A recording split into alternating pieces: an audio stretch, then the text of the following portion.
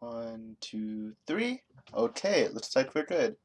Hey guys, and welcome to my Higurashi Onikakushi theory video. Um, no, I finished it a little late. I'm literally like right at my deadline since I'm recording this on Thursday, which I'll probably upload the same day just because. Yeah, and I had to finish it by Friday because I'm going on vacation, but luckily I did finally get around to finishing it.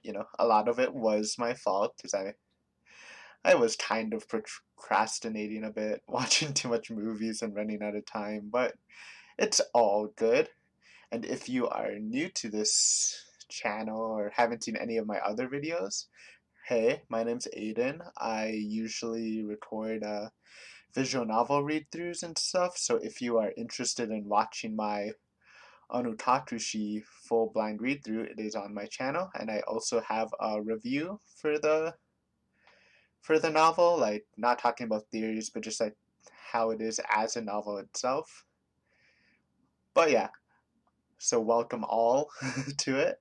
Pretty excited making this, despite me taking a long time. It's actually pretty fun making this.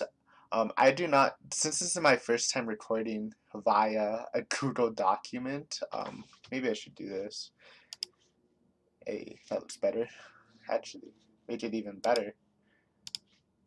Boom, less space. I don't know how it looks on screen. It might be a little fuzzy. So I do have a shared link in the description if you want to read along, or if you don't like my voice or something, you can just read it without the video. But I do recommend at least like listening to the video because warning for all those good English people, there's a lot. I mean, there's probably a lot of grammatical errors and stuff like that. So it might be a little messy reading it, but it should still be readable, right? It's not completely uncomprehensive. So just going through of just the format, it's about 16 pages or 15. Yeah, 16 and a bit. Gotta since this is the Onikakushi one, you gotta give Rena some respect. So putting in one of my favorite CGs, the Mach Punch. Oh, wait. Also, before we go into that, just some prior information about some details of how I read it. I did read it using the patched version from 7th expansion, which does put the PS3 sprites. And I remember a comment from a while back saying that since it is a third since it is an outside company, they might like draw stuff differently, or they might put details that aren't actually relevant, or might hint at something that shouldn't be hinted at. So I do have, so just take in mind when I'm talking about the theories, I did experience it through the patch version. It also had voice acting, which the original didn't. So again, that might give an advantage, though personally, I don't feel like it did. Um, and I guess the biggest thing to note is I have read Umineko. It is probably still my favorite visual novel, and I read it about 5-6 years ago. So it's like not fresh in my mind, but I do remember a lot of the details. Um, Also being said that I was pretty bad at solving that mystery. But to be fair, since it's 5-6 years ago, I was a teenager still, and I wasn't really. It was really my first like attempt at a mystery, so I think it's fair to like solve it. At least I solved it before like episode or chapter 7, where they kind of reveal everything. But still, wasn't my best showing back then. And of course, I kind of realized that after I watched a couple playthroughs on YouTube. I'm like, damn, I feel bad about myself not doing so good on it. Which is kind of the motivation I have for this. I really want to put a lot more effort into this and hopefully solve it by volume 4 or I keep changing it from chapters to volume. I personally like calling it volume 4 since these are like long enough to feel like separate volumes. But yeah, I'll just call it volume 4 volumes from now on. And yeah, I just wanna put effort into it, and if I don't get it, then I mean it's not surprising to me at least. But my experience with mysteries, obviously, like I said, Umineko was the first one I kind of took seriously. Then throughout the past couple years, I read a couple, not too many. I read a lot of uh, Agatha Christie. I don't know why. Whenever I try to think of her name, I always think of Margaret Atwood, even though they're completely different people. Just they're both like old ladies that were famous. I shouldn't say were, because Margaret Atwood's still alive, I think. Um, but yeah, I read a couple of hers.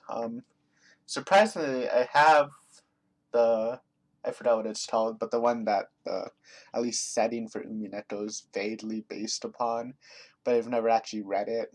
I read like a couple of the short story versions.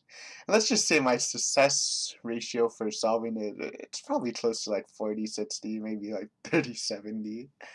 But to be fair, I didn't put as much effort as I have in this. And I keep saying I put effort, but it's not like I feel like if I had more time, I can't blame anyone but myself. I probably would do even better on this one because I didn't like completely like analyze every single thing. A lot of it was just from what I remembered. But that being said, I'm still satisfied with the result, and hopefully some of the theories I throw out do. I don't expect any. I'm just saying this right now. I don't expect any theory to be correct because that would be pretty dumb if you did solve a mystery from the first volume completely. And I just don't think there's not enough evidence to do that. But hopefully some at least kind of hit the mark. So let's just go over the kind of the format of which I did this on. Obviously we have the title page. Then I have the murders. I separated the murders into, there's the 5 cases from what I dubbed the Watanagashi murders. Then I have Keiichi's case, which I separate from the 5 Watanagashi murders just because the circumstances and everything is literally completely different from it, so I consider those cases to be different. Then I have numbered evidence, and the reason I numbered it is so I don't have to like repeat myself when I'm talking about the theories. I can just say, oh, refer to evidence 1 or 2. But I'm not gonna lie, through my theory making, I kind of got lazy and forgot to refer, like, the later it went on. So you might not actually see a lot of the referrals, and, wait, let me, quick sip. Yeah, you might not see a lot of the referrals, but it shouldn't matter. This was more for me just to have all the pieces on the screen so I can look at them and make theories. So I think that's fine.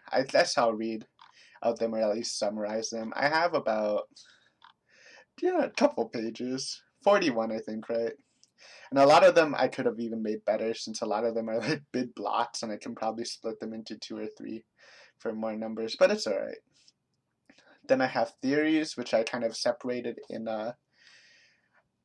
like categories. So the first category is like Oyashiro-sama and curses. So I have a couple of theories on the involvement of curses and Oyashiro in the story.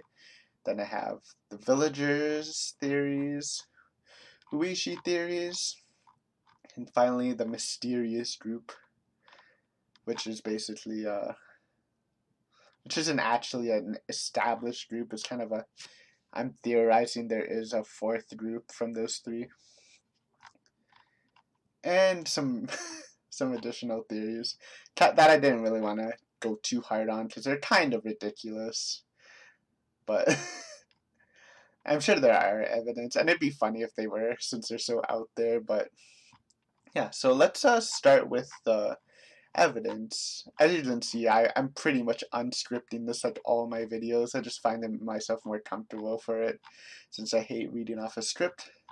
So I won't read all of them fully since this will take forever, but so my first couple pieces of evidence, I just did the basics, each of the murders were committed on the night of the Watanagashi.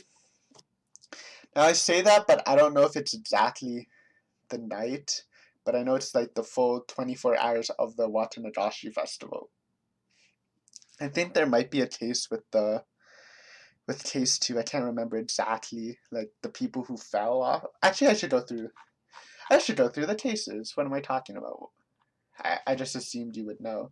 But obviously, the first case was the manager of the dam construction project that was assaulted by 6 people and was killed, and the police think it was by accident initially. And then the leader, after killing them, suggested to dismember them just for like safety in case, as insurance, I guess.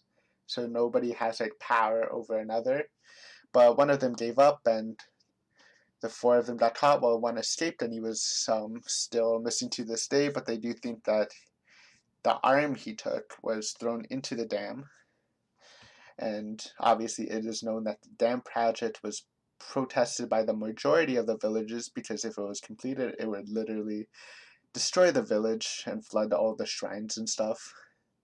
And for this first case, I really do think this is like the strongest case we have with the most evidence. Like I think the information I said, while we don't actually like know how he was dead and stuff, I feel like this is like the most solid case that I can wrap my head around. Then of course the second case is the couple that went on vacation that were leaning on a guardrail that broke and they both fell to their deaths. And the body of the husband was found, but the wife's body was still missing. And it is worth noting that there was a typhoon, so it is possible that the bodies were like all, flew somewhere else, but they still could not find the body today. And it is also important to note that these were the parents of Sadako Hojo, who is a main character of the story. Third case is the priest. Oh, and it's also to know that both the wife and the husband were actually in support of the dam project, which is pretty interesting since, they're villagers, so why would you be in support for them? But we haven't gotten enough information on that. Third case would be the priest and the wife, and the priest died from unknown illness, and the wife apparently committed suicide by drowning herself into the swamp or marsh, and the body was never found again. And again, the police couldn't identify the illness, but they're sure it was not poison because there's no poison found in his body, and people are believing that he actually died from the stress of these Watanagashi murders. And it's also worth noting that he wasn't taking an active role during the protesting, so some people might say he's been cursed from that. Then the fourth victim was a middle-aged lady who was beaten to death. And this case was not released to the public, and we got most of our information, or Keiichi got most of his information from Oishi and Tomotaki, which are both kind of suspicious sources. But we later did get a hint talking about it and how they did it to be sensitive to the village since a lot of murders were going on there, and they claim that there's actually a culprit who was caught that was doing it to continue the Watanagashi murders, but again, we don't know that, and I personally don't think that. So the victim was Sadako Hojo's aunt who was looking after her, which is the sister of whoever, I think the husband who died in the second case, and Sadako's older brother Satoshi was also declared missing and not found, though we do not have. Though again, this is more alleged because I don't think they said it in the police report about Satoshi. I could be wrong. And I think I forgot to mention that the priest and the wife were the parents of Furudo.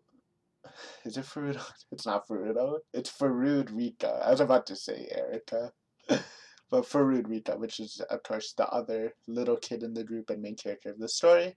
And finally, the fifth case was Tomotaki Jiro, I think, who was obviously the freelance photographer and friends with Keiichi and the club members.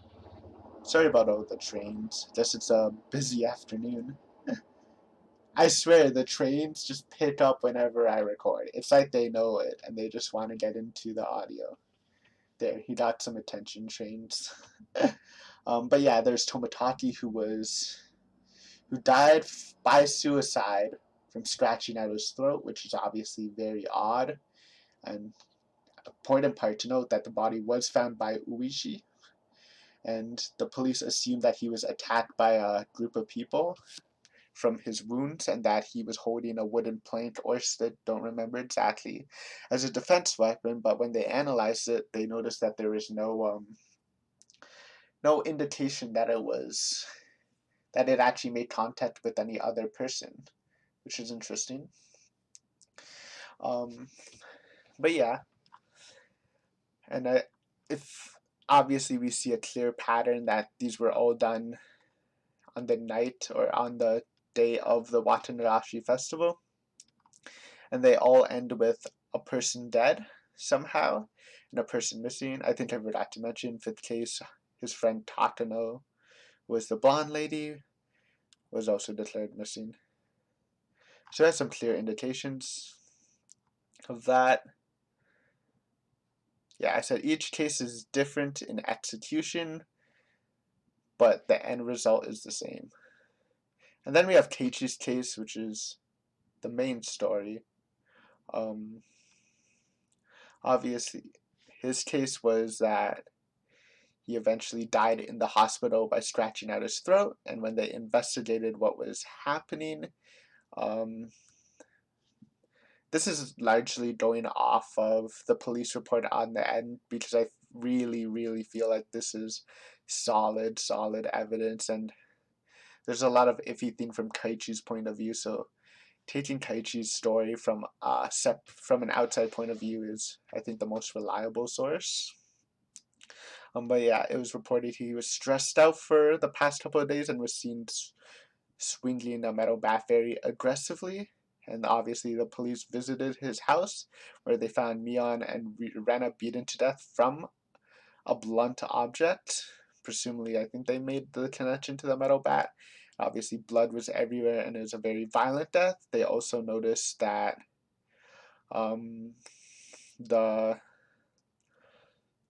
when investigating his room, they found a sticky note or a note taped behind the clock, which was later revealed to be part of it being ripped in half to take out information. Now, it basically said that Keiichi thinks he's gonna get killed. He thinks Rena and Mion are accomplices. And I think the rip part was about the drug and the syringe, the mysterious drug, and how he was trying to escape and stuff. Don't have it exactly on it, but I'm assuming you've read it, so you should know at least this basic stuff. So going into evidence now, the first couple, again, just reiterating the patterns in the Watanabe. They were committed on the night, and they ended with one dead victim and one missing person.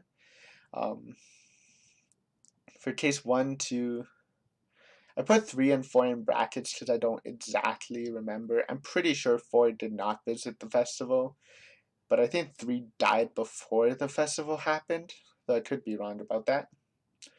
But the difference in this is that Tomotaki did visit the festival. So I think I later make the point that this doesn't actually, visiting the festival doesn't actually matter. But let's see. Then I kind of go over their relations. Case 1 victim was the manager for the dam project. Case 2 victims were supporters. Case 3 victim did not help in the protesting. Case 4 were related to Case 2 victim biologically. Case 5 victim relation to the dam project is unknown, but it shows a pattern of involvement for the dam project. But each case, the classification for involvement gets broader. So basically, I'm trying to say is, Case 1 victim was heavily involved, and then it goes to supporters, then kind of goes to the people that weren't supporting, but they weren't helping, and it keeps getting broader and broader, right? From an extreme attendance to he was related to someone to it. So it seems very weird. The criteria for some reason keeps getting larger and larger. Opening up a drink.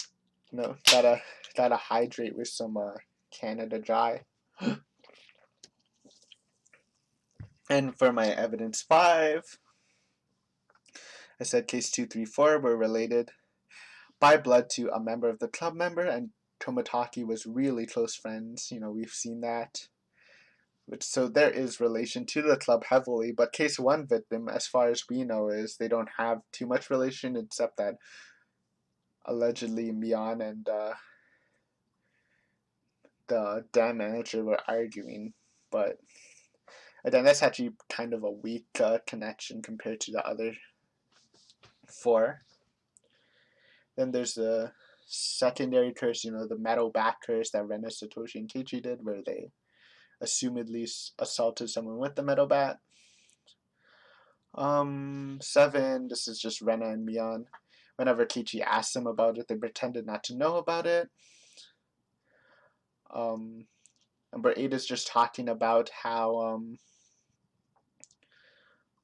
the word transferred is used a lot, but it is clear that it's code for something else. What it is, we don't actually know, but it's definitely code for something else. And Rita and Sadako's involvement for like the mystery aspect is pretty low. Like, I don't think Sadako did anything, but it did indicate that Rika might have knew what happened, since she did comment on the metal bat and stuff. This is talking about the spooky mode. This is what that's my definition for when Rena or Mion get their dead fish-eyed faces and start to act weird. And then I kind of point out that Rena actually has other personality shifts, like the cute mode and the younger persona, which you're probably like, what's the younger persona? Well, I don't actually know if it's a younger persona, but I think it's when the first time Rena was following Keiichi and Keiichi kind of got aggressive, then Rena started talking about Satoshi and stuff. To me, it sounded, this might be a perk of the voice acting, but it definitely sounded to me that Rena had a higher pitched voice than she normally has, which made it kind of seem that she was younger, because she seemed a lot more fragile and stuff, like a child being scorned. And I say this might be a sign of split personality disorder, because I did hint to that in a hint, and if I had to guess who it was, it would be Rena, since she has a lot more different, like, varying personalities to, like, compared to Mion, who has the spooky mode, then has like normal Mion. And for the 11th one, I talk about kind of the rage mode, where she gets super angry after Keiichi confronted her about the Watanagashi murders, and basically said that he thinks she was in the first involved in the first murder with the dam. And she basically turned, after being in denial for a bit and kind of crying, she turned into a super rage mode. But the interesting thing for that is she's like kind of mumbled that she knew Oishi did it and she should have killed him back then. Which basically confirms that Oishi and Mion had some sort of connection back then, with Mion being in a point of power since she could kill him. Keiichi was almost hit by a van at school. This was kind of interesting because Keiichi thinks for sure the van was intentionally trying to hit him, but at least during that point of the story, I was kind of skeptical about that, since the van was haunting its horn, which means the van was going fast, probably rushing somewhere, but it was haunting its horn, and if it was trying to hit him, then it wouldn't honk its horn, right? The only reason Keiichi dodged it in time was because he heard the horn honking from a distance, so yeah, kind of skeptical on that.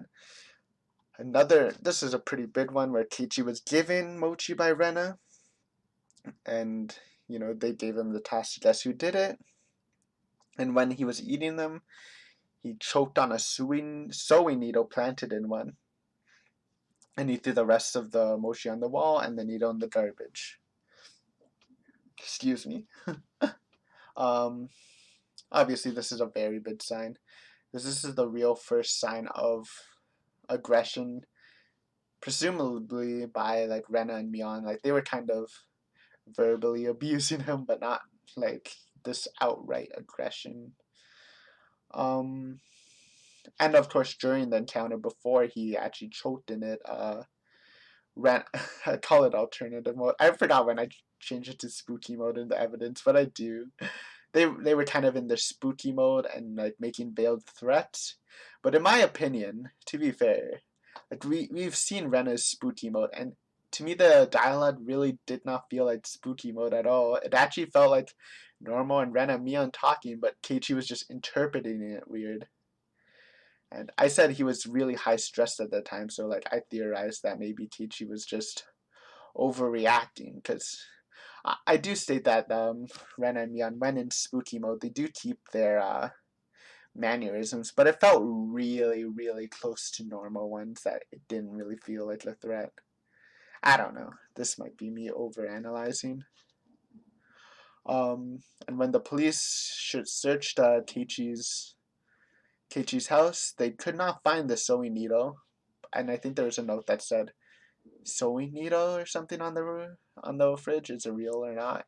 But they did note that someone was looking through the garbage, and we know it wasn't Keiichi since he ran away, so it has to be someone else, probably looking for the sewing needle.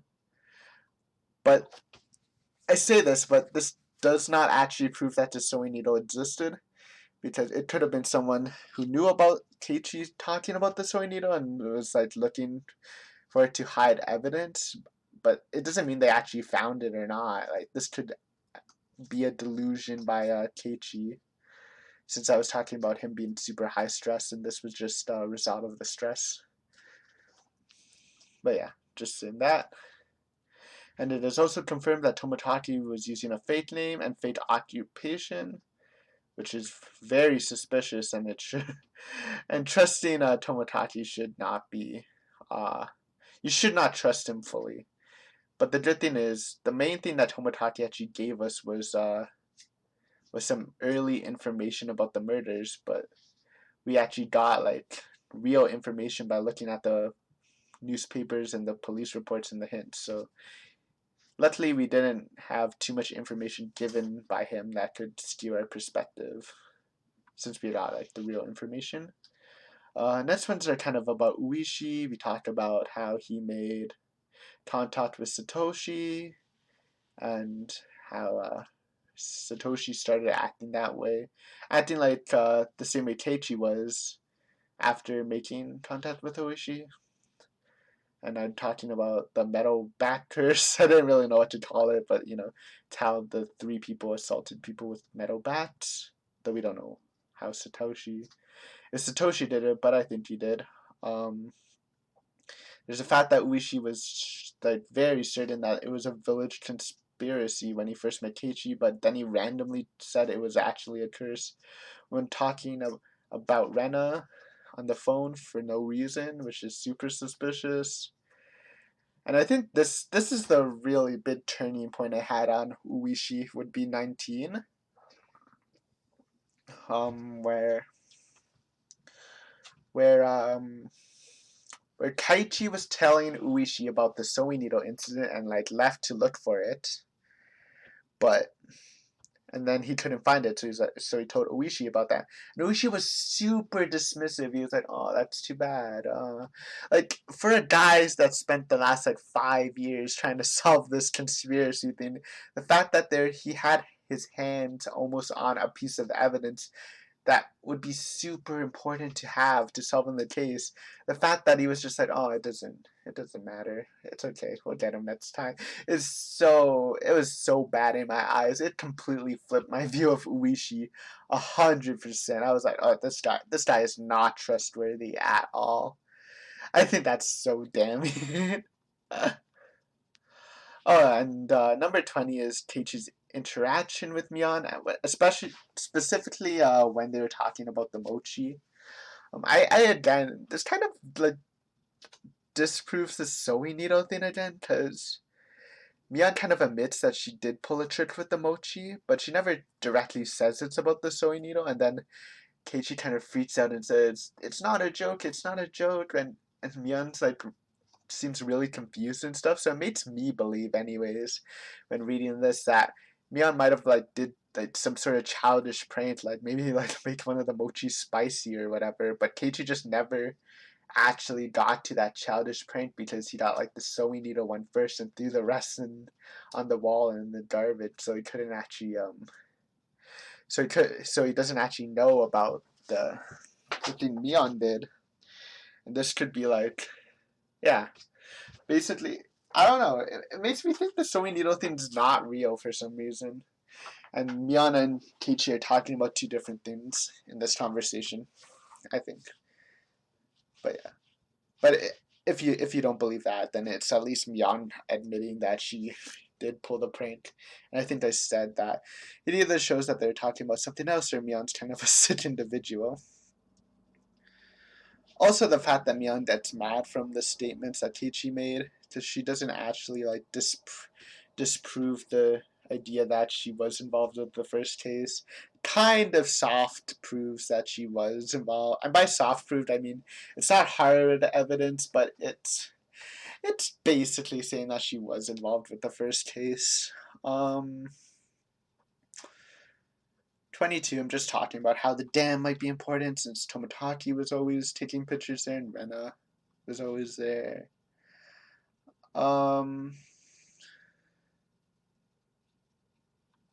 Right, this was when Rena was chasing Keiichi and she said that she wanted to understand him and make sure he doesn't get transferred out or whatever, saving him. But it is clear that she was trying to kill him, I think.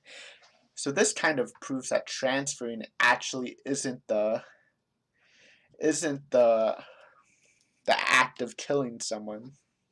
Because Keiichi was definitely sure that when they meant transfer, he thought they were killed. But this kind of proves that it isn't, since she was trying to kill him and save him from being transferred.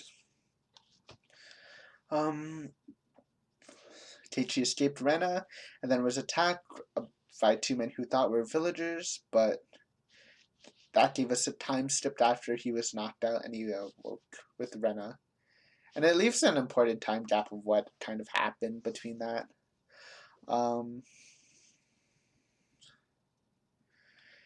25 is just kind of them talking about how Rena called the doctor and the manager, and Keiichi kind of kept asking, "Who's this manager?" And they were always super vague, like, "Oh, he's a manager. What else is a manager?" And Keiichi thought it was the damn manager, but I think it's basically just the mastermind of the thing, or at least a big boss, right? But it also talks about how this was kind of important and kind of throws a wrench in some of my theories we're going to talk about.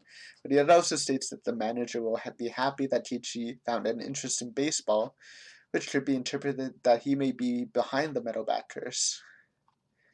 I don't think I actually talked about that in my theories, but I guess we can talk about it a little bit. Oh my god, it's been 30 minutes. Let's speed up a bit.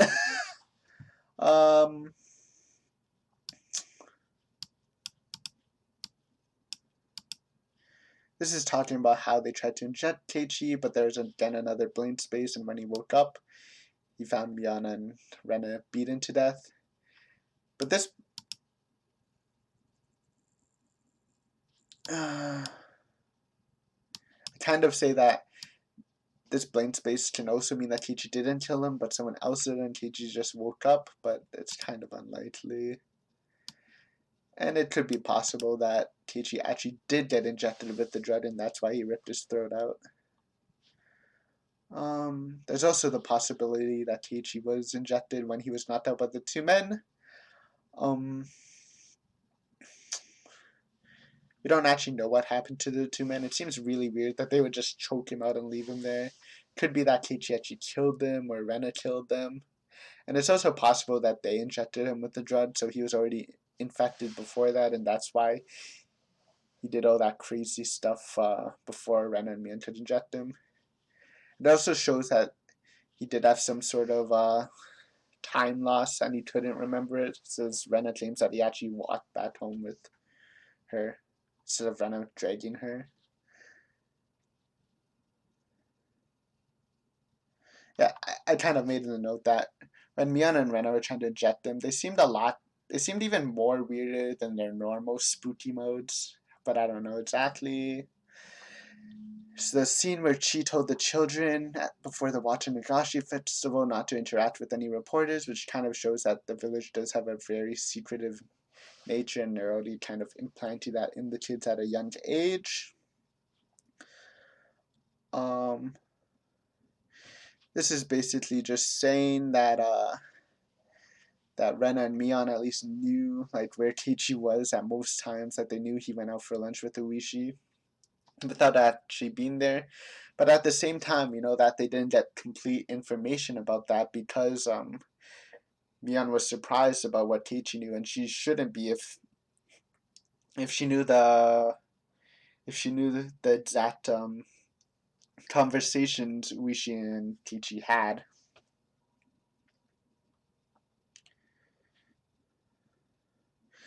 And this could also mean that since Mion knew Oishi was talking to Keiichi, she was expecting them to talk about something else, but was surprised when Oishi was giving different information than she was expecting.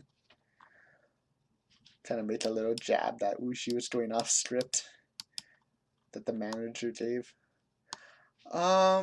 This is the scene where Keiichi swung at the presents behind him. And the police think that they were damage marks used by Keiichi to intimidate the rest, which is kind of interesting because nobody actually seen the damage marks except for Keiichi and the two girls beforehand, so it could be possible. And the fact that the two men were waiting for Keiichi by the dam, or at least searching through it, gave some prior information that Keiichi would be there that day, or that Rena would be attacking Keiichi that day, which kind of makes it seem like it was a group effort. Oishi claims that this is me basically saying that Oishi could be lying about his investigation on Rena since he's sketchy. Mion's family has a lot of political power, which is confirmed, of course. And I don't think Mion is the mastermind, but someone from her family could be. This is just talking about how weird the hint was where Keiichi was trying to like reimagine his ramen trip thing when that Rena claimed that she was following him the whole time, and when Keiichi kind of like looked, it left out a weird cliffhanger, which kind of felt that it was a scary scene, but at the same time it was surprising, so it wasn't actually Rena following, but something else. This was kind of where am I? Yeah, there's also the fact that there was a time skip before the phone call with Oishi where Keiichi, who was certain that he was being chased by a group of humans trying to murder him, called Oishi and said that it was actually a curse before ripping out his throat, which is pretty important time skip. This is stupid. I don't know why I said this. This was like how Keiichi closed the garage door when he was trying to pretend that his parents were home, but the fact is that the garage door is always open because it was broken, which made it look more suspicious. But just is more evidence that Keiichi was like super stressed out, I think. I don't know if there's more to that than that. There's that weird scene with the monologue where Keiichi kind of goes off after he thinks he's been threatened by Mion and Rena, and he kind of like does this weird thing where he's like, oh, they would never hurt me, it's Uishi's fault, Uishi should die, or something like that. Very weird. And this is the very first scene where there's kind of this weird sentimental moment where somebody was smashing someone with a bat. And it kind of like, if you just put the pieces together, it kind of fits with maybe the time skip we've had where Keiichi killed the two with the metal bat. But for some reason, I feel that's like a bait, and this scene was actually like something else, like somebody else beating someone with a metal bat, maybe even Satoshi or something. I think that's more likely. I think it's a bait. I don't actually have evidence except that it feels like the mood in the first scene wouldn't be the same mood that Keiichi would have when he's beating up Ren and Mion. What is this? Alright, this is when the hint where Mion and Rena were talking about how Keiichi was acting weird and how Oishi was there, and how Mion claimed that whenever Oishi came that the curse of Oyashiro-sama would happen. And there's this really weird part where Ren is like, "Oh yeah, but Satoshi transferred out," and Mion was like, "Transferred? You're sure being nice," which is so weird. I don't understand because it's clear these two like at this moment they know what's happening, but like why would Mion like deny the fact that he's been transferred out, which might mean that he was killed, not transferred, but I don't know. It's so weird. I'm kind of trying to skip through this because I spent like 40 minutes on the evidence, which is not what I wanted to do. Yikes. This is gonna be like a 2-hour video, isn't it? But yeah, it's weird. Then they also like did the laugh mode. And they weren't in spooky modes either, which was kind of weird. But they did this weird laugh and they were like, "Oh no, Teichi might be on a tattoo sheet away," and they did this weird laugh, which was kind of in a mocking tone, which means that they believe at least that Onikakushi either doesn't matter or doesn't exist and it's some weird joke or something. But there, 41 questions for 40 minutes. Let's get to the theories. So we have a couple of them. I'm starting with the Oyashiro-sama and curses for those theories. My first note, it's not really a theory, it's just kind of a statement that I said. I'll just read it. During my read through, I constantly doubted Oyashiro-sama and the curse's existence. Probably from my reading experience of Umineto a while back, the fact that using curses as an explanation sounds like token theories, which is basically like theories that kind of sound obvious, but they're very hard to prove, or they don't need proof to sound good. I guess I regret having that mindset, unlike Uminato, which clearly puts the reader against magical theories. There is no, sorry, there, yeah. Oh, I can't change it. Whatever. There are no meta world challenges in Higurashi. Just disbelieving curses without taking the evidence into the thought process is counterproductive, and Higurashi should be looked at as a separate entry than Uminato in the real world. Basically, throughout my readings, I was always like, it's a curse, who cares? I mean, we can have the curse theory, but it's token, right? Like, I'll consider it, but I'm not gonna put too much effort into it. But I think that's bad, so I did obviously theorize about the curse theory a bit, and I'm pretty happy, especially with this theory. I really like because I kind of made it in the process of writing this rather than constantly having it in my head, and I think this is pretty realistic. This might be head on. Um,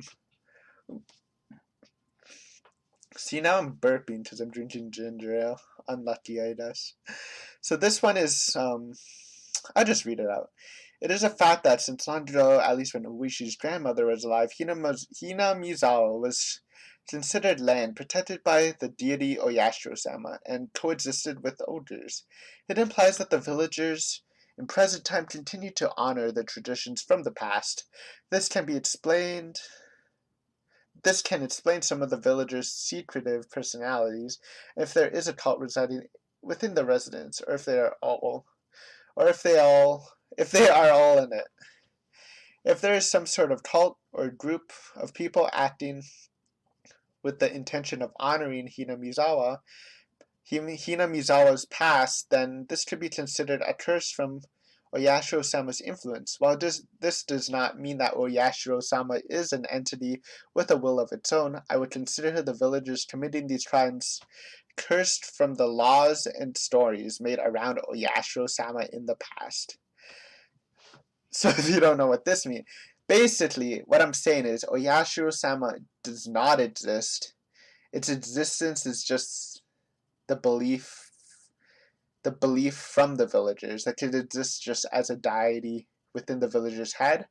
But because of how strong the villagers care about tradition and the values from the past, it sort of acts like a curse in itself, binding the villagers to kind of commit these weird, maybe possibly even committing crimes just to honor this past tradition.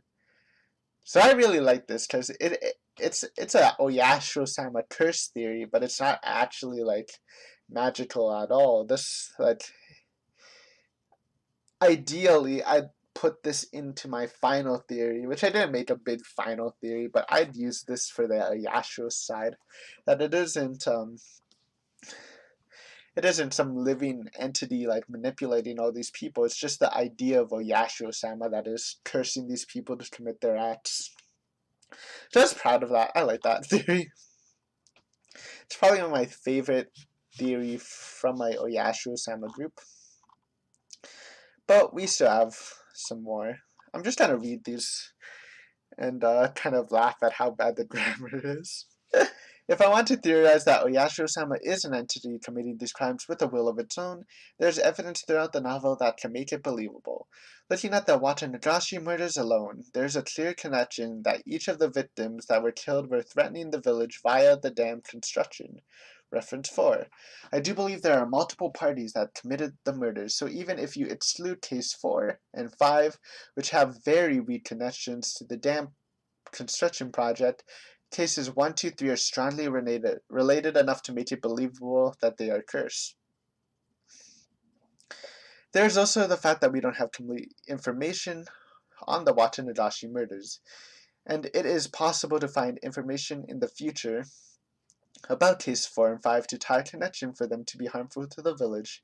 There's also the fact that each of the murders happened the night of the Watanagashi, where Oyashiro-sama is at its strongest, which can explain why the murders happened on the night since it needs maximum power to carry out the murders. Reference 1.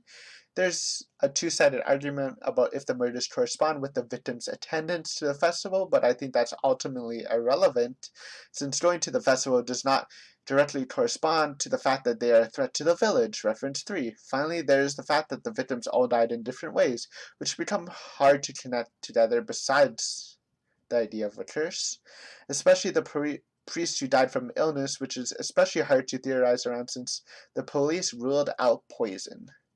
With the current knowledge in my possession about the Watanagashi murders, using the curse narrative at least makes the strongest connections to each of the murders and provides more answers than the other culprits can. Made sense? I don't know. This is me saying that there's a strong connection. There's a strong claim that the victims were, at least cases 1, 2, 3, were a threat to the village and Oyashiro-sama, like it's done in the past, dealt with them. There's also making the fact that we don't actually know too much about case 4 or 5, even though the connection seems weak.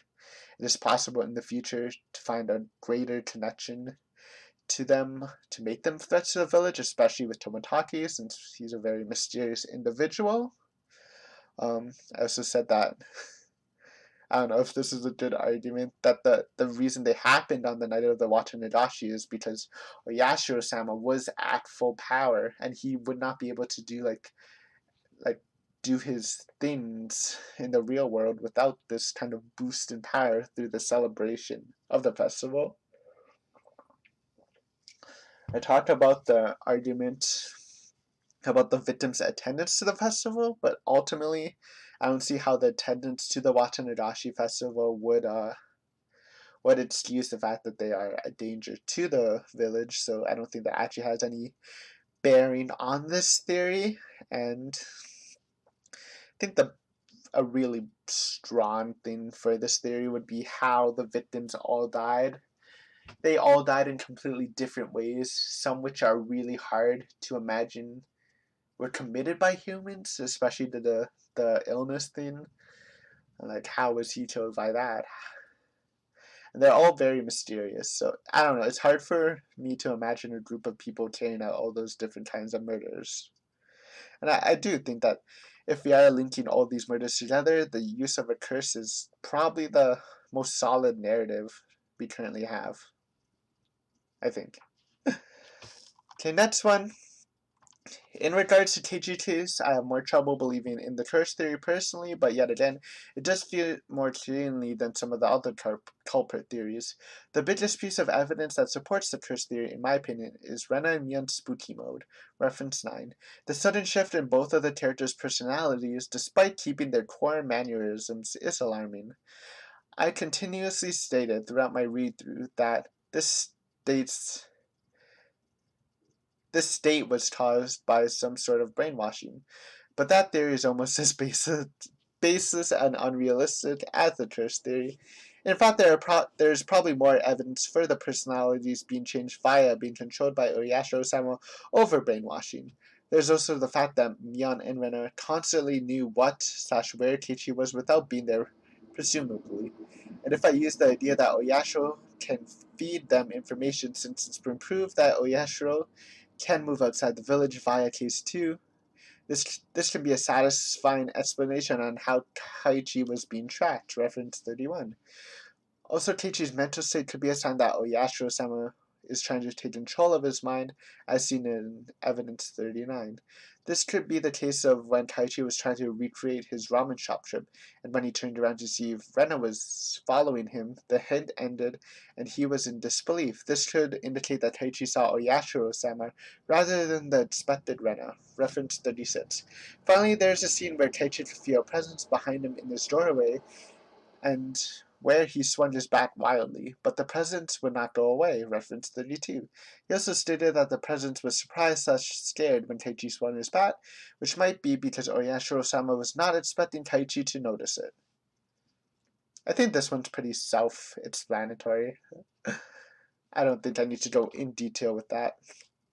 But again, the main thing I think about this one is the spooky modes, because it is very hard to prove, to explain why they have such a weird shift, because I really don't think it's a personality shift.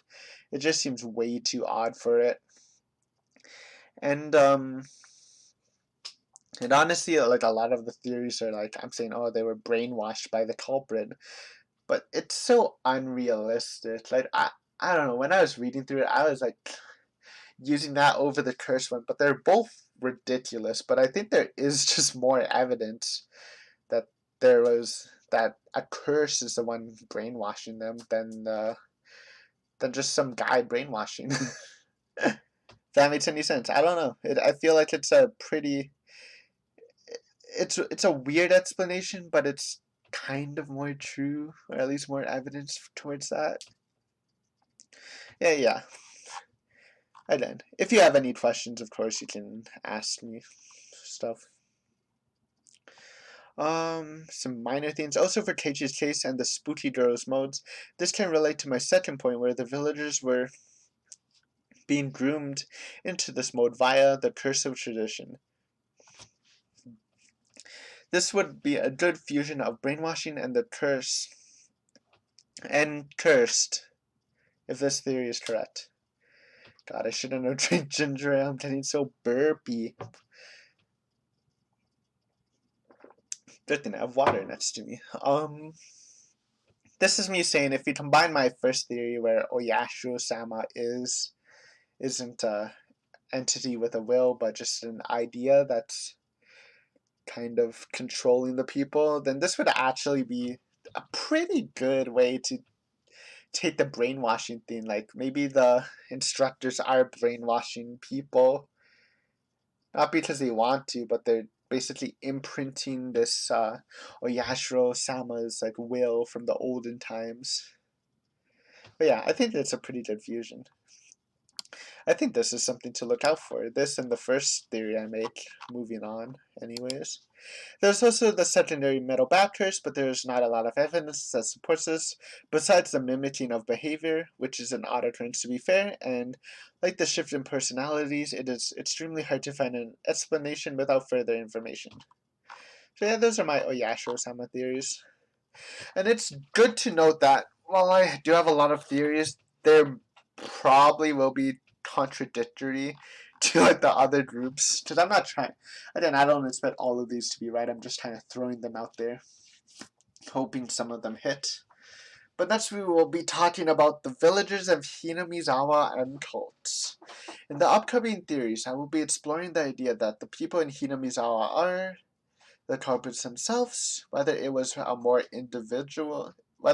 with more individualistic intentions, or if it was ran by a cult-like personality.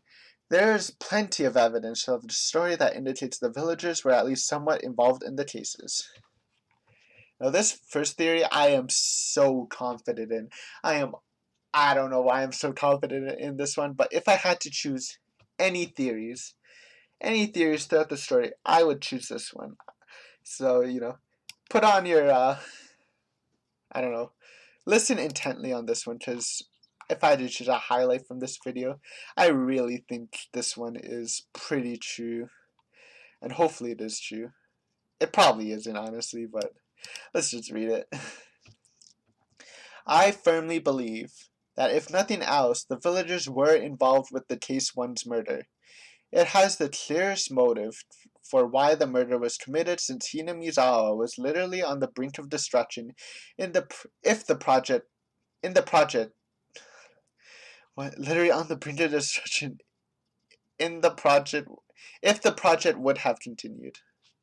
You know what? Hey, hey. You're ruining my moment, alright? This was supposed to be my cool moment. There we go. Viewing. Oh! I ruined it. Dude, that's so bummy. I was hyping it up just to make a mistake.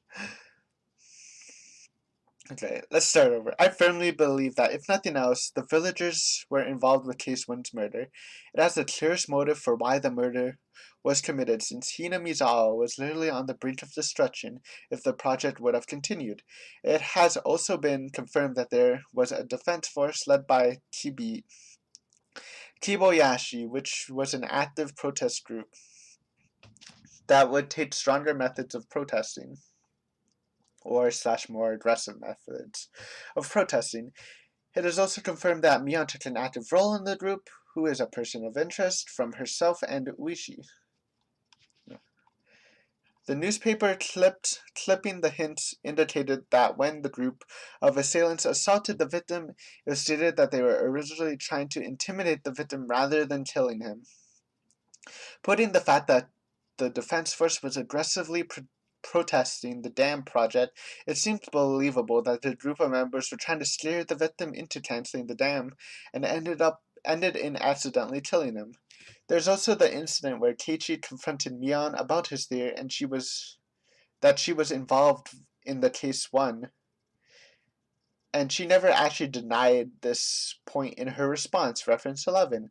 While I don't think Mion is the missing culprit, I think this soft confirms that the villagers killed the first victim. There's also the fact that Mion claimed that she was in a position to kill Oishi in the past, which might mean that Oishi actually does have some evidence on the culprit, but made a deal not to reveal it in exchange for his life. There's also the currently missing culprit, which could easily be hiding in Hina Mizawa, since the police seems to be sensitive towards the incidents, possibly from Mion's relatives, who seem to have a lot of political power, reference 35. In regards to the other murders,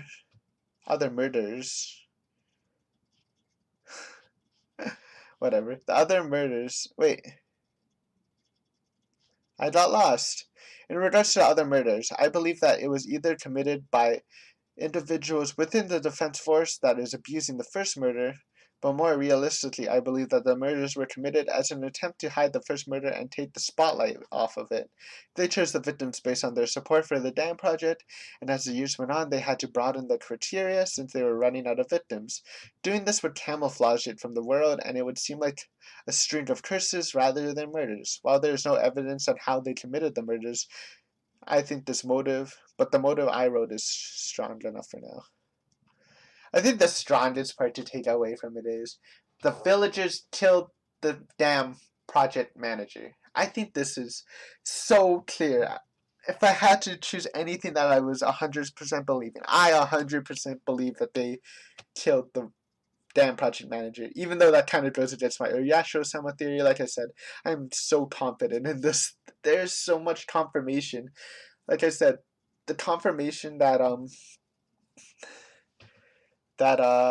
Mion was part of the defense force, and that it's soft confirmed that Mion was somewhat involved with the first case, means that the defense force was involved in the first case, which means, and the defense force is part of the village. I don't know. This is just it's hard to believe that this isn't true for me.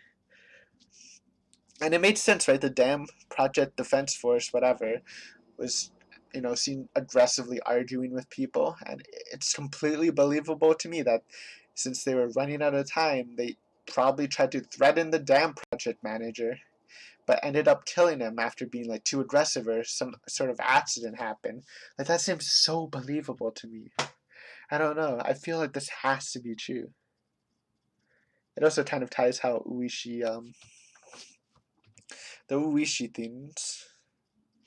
And yeah, the village is backed by the Sonozaki family. Has a super political power in it, and they can easily cover up it. I don't know. This feels so good. So good. On to the next one, though, since I don't want to be here forever. Trust me on this one, okay? Or, I don't know. Hopefully it's right. I'm so confident in that one. I feel like I hit gold with that. Okay. For Taichi's case, a group of villagers being responsible does make sense. The motive would obviously be the fact that Taichi started to investigate the Watanagashi murders, slash Oishi getting Taichi involved with his investigation. We've seen constant involvement from Mion, who is confirmed a member of the Defense Force and self-confirmed involved in the case 1. It would also explain why they know basic information on Taichi's actions and whereabouts, since they could have different people spy on him, characters Taichi wouldn't personally know.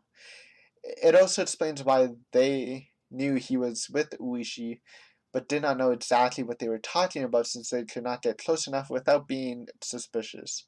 For the case of the two villagers attacking Taichi and the doctor of the group and the people under him, I personally think they belong to another party outside the village, but that might be me overthinking. Either way, Rena contacted the doctor to visit Taichi during the climax, which shows they have some sort of relationship.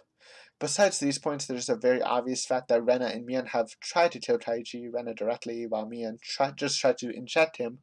This makes it impossible not to suspect them, even if they had these weird personalities.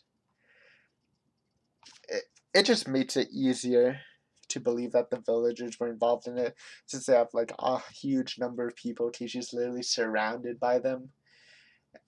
And there is the fact that Rena literally tried to kill him with a cleaver, and I would consider her a villager. So, I don't know. It seems very, very possible that it was the villagers on Taichi's case. Then we have next one is looking at the culprits as more of a cult personality rather than the villagers killing to keep the village safe from the public can also be formed. Keeping the fact that the first case was done by members of the defense force, the leader of the cult would just have to play off case 1 and was the will of Oyashu. What am I writing?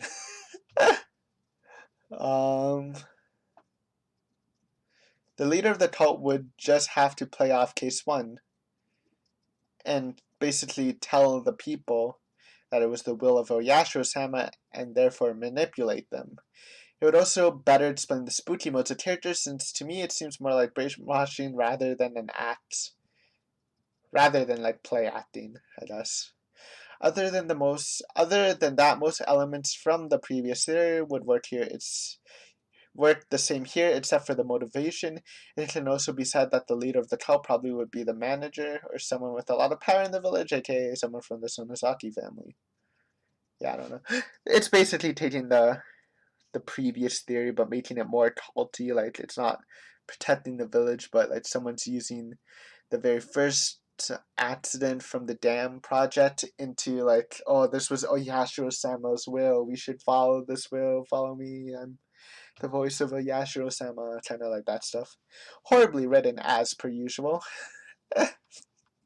And finally, we have a quick note on Rena, who would be in the villager category. I stated in my evidence section that I believe she does suffer from some sort of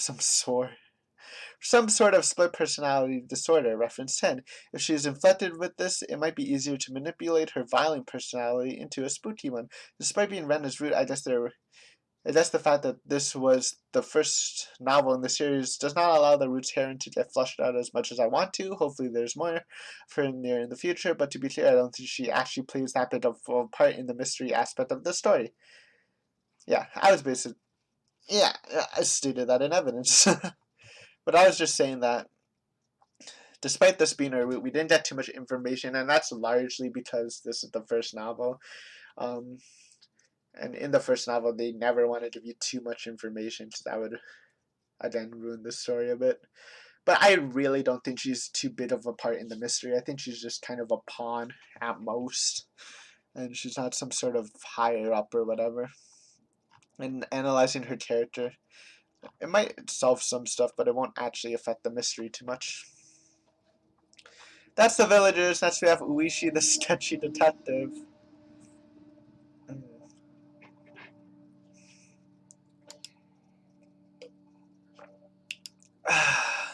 Water. Water. Under this category, I'll be explaining my thoughts on how Oishi fits into the mystery, in a mostly in a negative light. Honestly, when I first met Oishi, I trusted him way more than I should have. It was just that I was in the point of the story where it was hard to trust most people, and he gave a very strong first impression. But my opinion slowly started to waver when Oishi continuously did suspicious things and broke away from the impression he initially gave.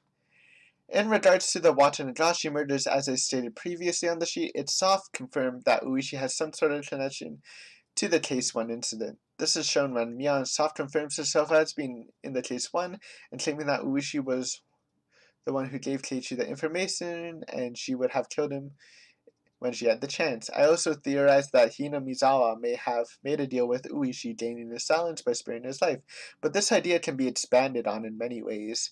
One way is that the leader of the village is also using Oishi as a piece, probably as a way to have someone inside the police force.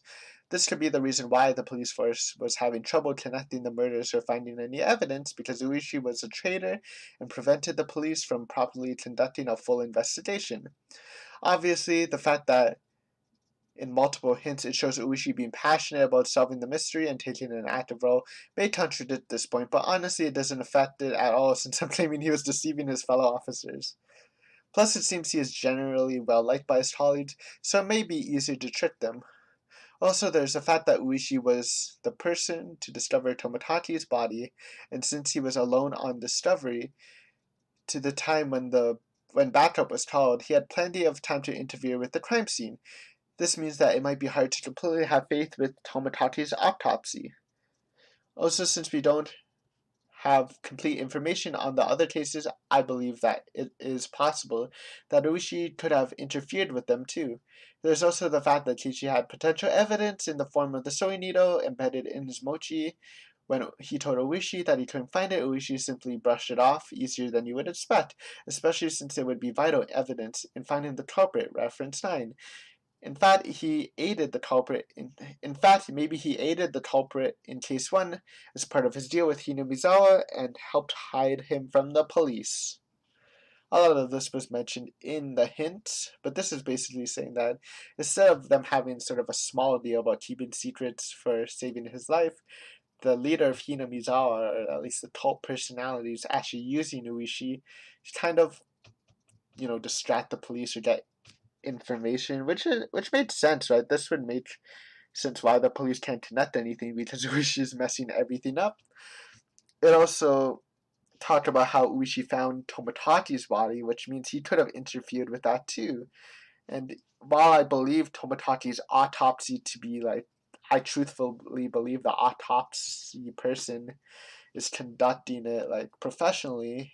It might just be wrong, not because of him, but because Uishi did stuff to the body before it got autopsied. And I said, for the Case 1 culprit, Uishi could have helped hide him, because again, he's police. He can kind of bend the law a bit to help him out. Next one. Following the previous theory, Uishi could be seen as an accomplice to Taichi's case. It is obvious that he did not aid in the actual act of attacking Taichi, since it's been confirmed that Uishi was away from the village in his police station at the time, but the leader of Hinamizawa may have been giving instructions to Uishi to manipulate Taichi. This might be why Uishi changes his stances on the mystery throughout the story, reference 18. So basically I'm saying that if he was a piece for the leader of Hinamizawa, he could have simply just been ordered to feed Teichi some information and kind of make him end up, end up the way he did via instructions. So these two are basically theories that Oishi was basically an accomplice to the village, but the next couple will be him being more independent from the village. 1 second. Burping. Why was this a good idea to burp? To drink pop while doing this?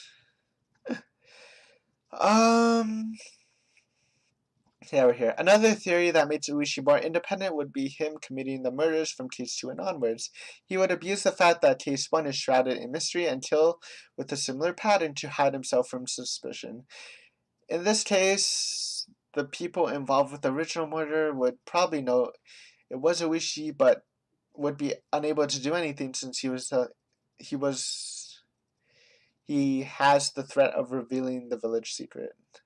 This is kind of a weak theory, but I think the thought itself isn't too bad. So basically, he knows the secret that the defense force killed how the murder happened in case 1. He was basically abusing this fact and committing his own murders following a similar pattern, so it wouldn't seem like him. But my problem with this is one person committing these murders seems really unlikely.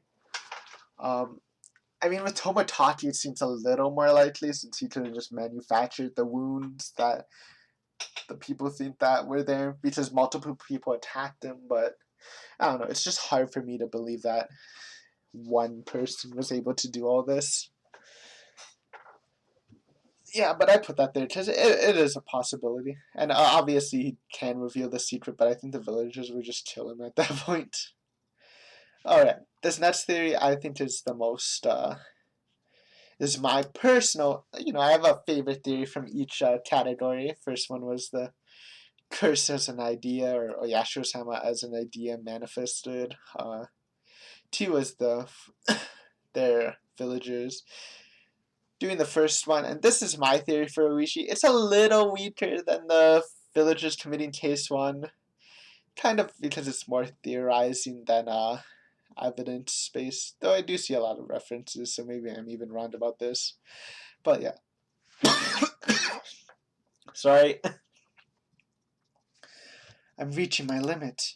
1 hour and 12 minutes. How long can I go? We're almost done, though.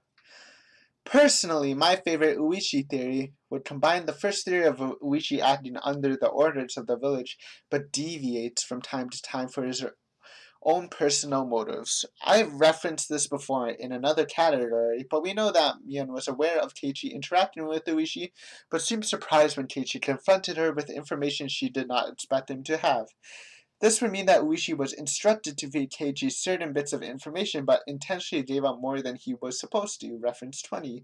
I believe that the reason for this relates to the metal bat curse. I believe it's not a curse from Oyashiro-sama, but manipulation from Oishi.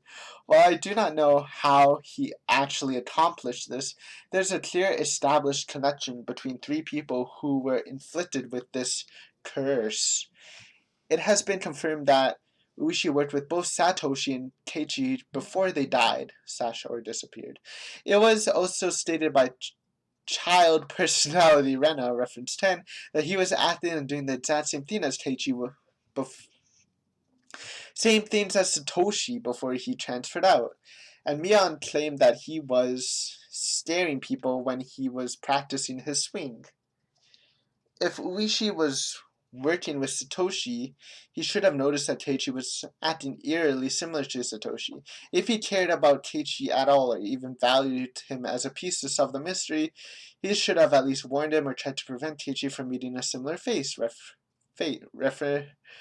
Reference 17. While I don't know if he has a motive for doing this, or if this is just entertainment for him, but I do believe that he is manipulating people into assaulting / murdering people with the metal bat, leading the village or Oyashiro-sama to deal with him afterwards. which would get rid of any solid evidence of Oishi's involvement.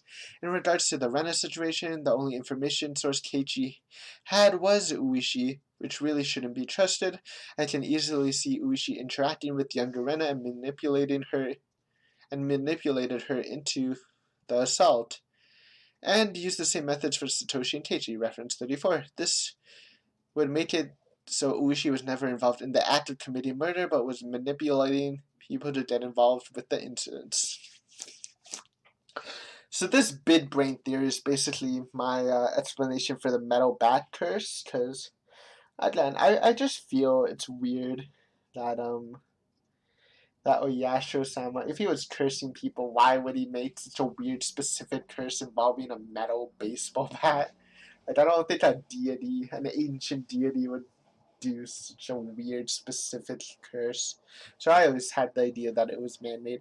This makes me the most satisfying one I have, because it involves Uishi, who is obviously suspicious, but I really don't think he's actually like involved with it. This is just the idea that Uishi is just manipulating people into committing these crimes, and then the villagers are like, "What the heck's happening? Let's deal with them. They're weird." And then Uishi's just like, I don't know. It feels like Uishi's just doing it for fun, for shits and giggles. Like, this is his hobby. Like, oh yeah, I'll kill one of these villagers, and I know the villagers are super dangerous and vindictive, so they'll deal with him, and then no evidence will lead to me.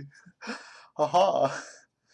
Um, but yeah, like the only connection, obviously we don't know too much about this metal bat curse, but the only connections we have is, we know that Rena, Satoshi, and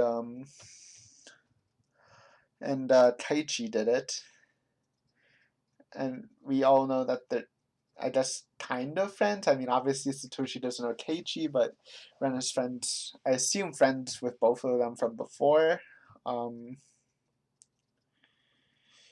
And the only thing really connecting them like solidly would be that Oishi interacted with each of them.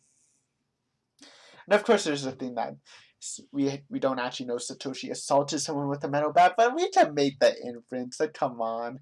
The victim in the fourth case was beaten to death. I wouldn't be surprised if Satoshi was the one who beat his aunt to death with the metal bat. So yeah, I don't know how true this is, but at least for now, it satisfies my explanation. It satisfies the question of what is the metal bat theory for me. So I'm pretty happy with this. But we have a couple more, or we have one little more theory for Oishi. And it was another similar theory, would be the exact same theory as the one above, except Oishi was acting alone. It was not an accomplice by the village. It does not change much, except for the fact that the village left Oishi alone because they trusted him that he would not reveal too much information, and then referred to the Mion interaction, and he was just meddling with the cases on his own. So it's the same theory, except, kind of a point I made in the previous theory is that this is like soft confirmed that Mion was expecting Oishi to talk about something else, like maybe he had a script or something, and him deviating the script is him kind of like, kind of betraying the village a bit. But this would just be that instead of them believing instead of Oishi acting on a script, he was just feeding more information that the villagers did not expect him to do because they thought he was smarter or something. I don't know. It's very the same. It's just a point difference. It doesn't actually change too much. But yeah, that's Oishi. I don't think she's a murderer. I think she's a very evil manipulator. Next, we got our final group, kind of the smaller one, and this is the mysterious group. Theories in this category will be on my theory that there is a fourth group in this story. Obviously, the three groups are Yashiro, the village, and Oishi. I consider them all three entities of importance to solving the mystery, and I do believe there is a fourth entity, which we don't have a name for, so I just called the mysterious group. Right. In this theory, I believe that there's another entity, maybe commanded by the government or a private corporation involved in this mystery. The first piece of evidence would be the two men who attacked Teichi and the doctor's group who were chasing after Teichi and landing. Starting with the two men, Teichi claimed that he has never seen them before, which might not be strange since Teichi is still fairly new resident in Hinamizawa, but still I believe that it would require some sort of training to subdue and choke out a person. As for the other group of people trying to catch Teichi, the way they hid out in the brushes and carefully observed the house to leave no exits also seemed really tactical. Sorry, I thought I was gonna sneeze, but I didn't. Basically, what I'm trying to say is that the level of strategy seems to be a little too high for rural villagers to be able to execute. Yeah, like especially with the doctor scene, like the way the men were like positioning themselves like in the bushes and stuff. It seemed like a really like tactical group. And I'm not making fun of rural villagers, but it just seems odd that they would like have this level of strategy and stuff. I could be totally wrong though, but I don't know. It feels like that to me. But I think the next point is probably the biggest point on the existence of the group. Oh my god, am I actually gonna sneeze this time?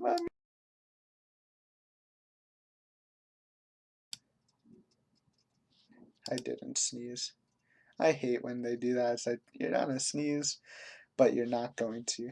But anyways, this is the big point. The next big point is the existence of the mysterious drug. I find it extremely difficult to believe that the villagers would be able to create a super complex drug. There's also the fact that the doctor came over to Teichi's place, maybe to check on his state after Mion injected him with the drug. Yeah. A big question in this mystery so far would be, what is this drug, obviously, and what does it do? But I think I was kind of not thinking about where reading it is. Where is it from?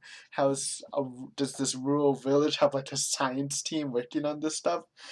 So I think it's more believable that some private company was either supplying this drug to the village somehow. But this is my like real theory about their That's two actually are pretty big. I actually kind of like these. I don't know which one's actually the better one, but let's see. Now, since I don't have too much information on them, it's hard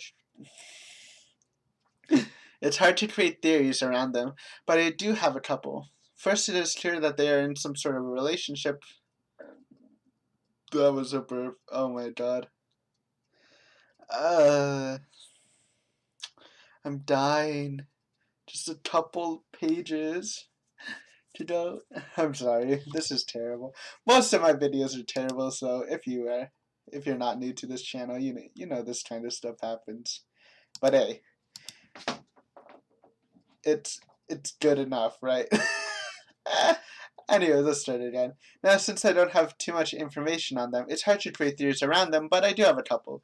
First, it is clear that they're in some sort of relationship with the village, since Mion did call them over. I believe it is possible that they may have made some deal with Hinamizawa where they offer them some protection from the world in exchange for them to test their new drug.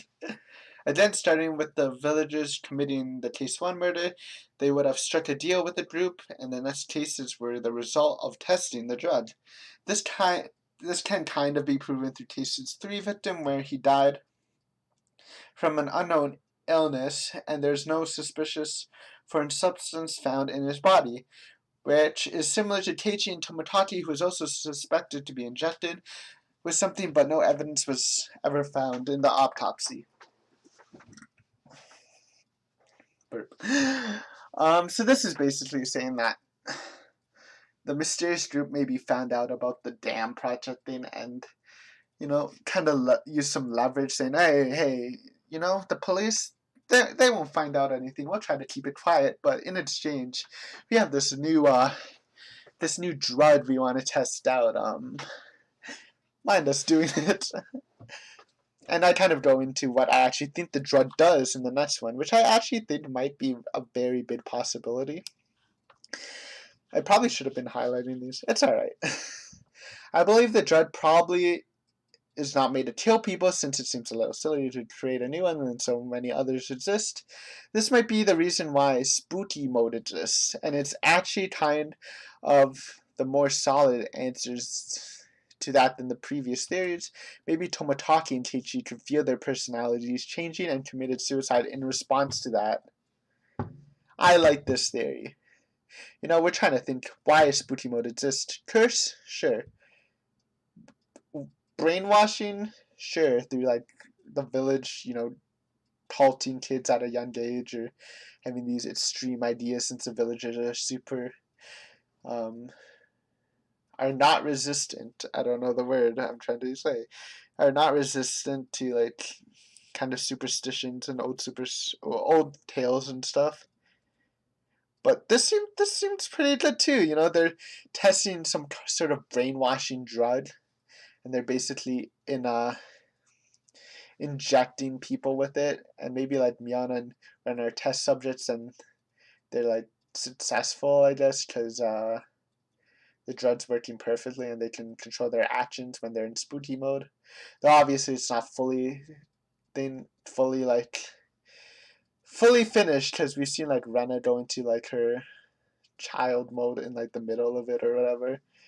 So yeah, I like this theory. I like this whole, we want to test our mind control drug. Let's inject some people in Hinamizawa. Maybe even the leader is like, oh yeah, we can use this to my advantage too, since it will be easier to control them.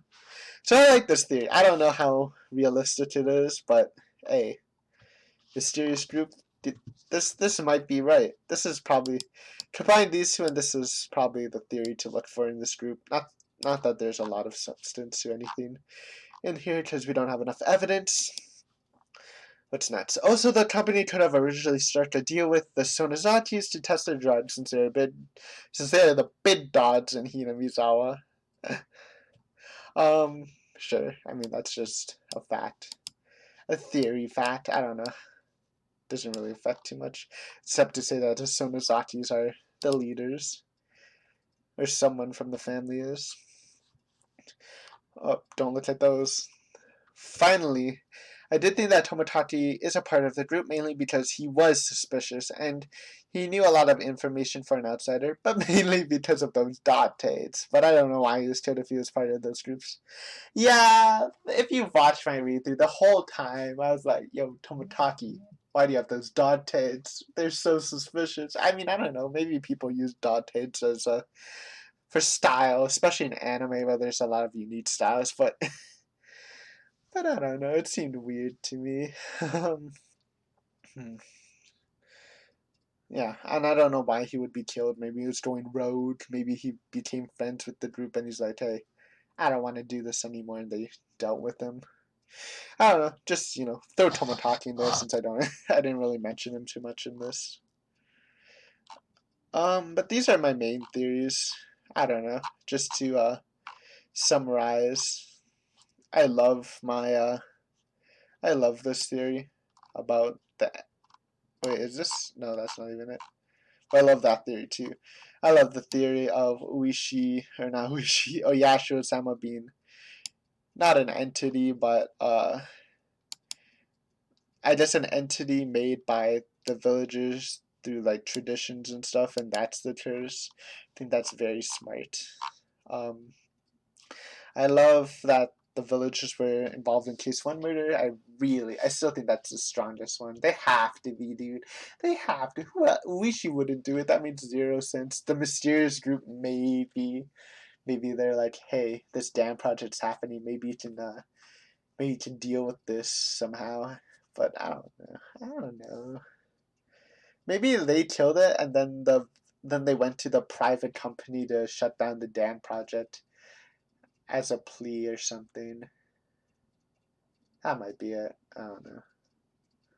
But yeah, I love that theory. It better be real. I'll be very disappointed. I don't know. It just fits the best for now. I guess this is, I don't know. Oishi is the metal bat manipulator dude. I like it. It kind of feels like the weakest one, surprisingly, out of them, but hey. But for some reason, I'm kind of confident in it. It just feels like something.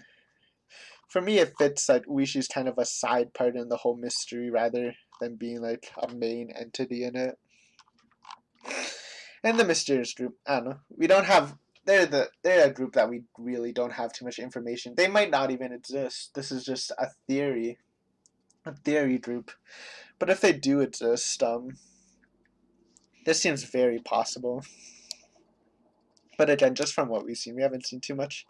But yeah, that's pretty much it. The mini theories are just dumb stuff. I'll read them, see what you think. Keiichi was super stressed throughout the series in countless scenes. It might be possible that he was delusional and interpreted a bunch of things super negatively and just murdered Mion and Rena for no real reason. This would also explain why he thought closing the garage door was not suspicious and when it was the opposite, and the fact that he might have imagined the mochi since the needle was never found. This could also fit with the Oishi manipulation theory, of course. And at the end, he realizes what he has done and kills himself out of guilt after telling Luigi he was cursed as a way to rationalize what he has done. That's not actually that bad, you know? It is clear that Keishi's super stressed through this series, and I did think that he was kind of like imagining the negativity from Mion and Rena's words from the mochi delivery. And I don't know, the garage door thing's stupid. But like, imagine if they were just helping Keiichi after he was assaulted, and Rena wasn't really chasing him with the cleaver. She was just trying to like get him to talk. Yeah, what if Rena wasn't trying to kill him? He was like from the dialogue too. Maybe she was like, "Oh, I just want to talk to you, Keiichi. I'm worried about you," and they were just chasing after that, and Keiichi just kicked her off. Oh my! And then he just murdered them after Rena and Mion were actually trying to care for Keiichi.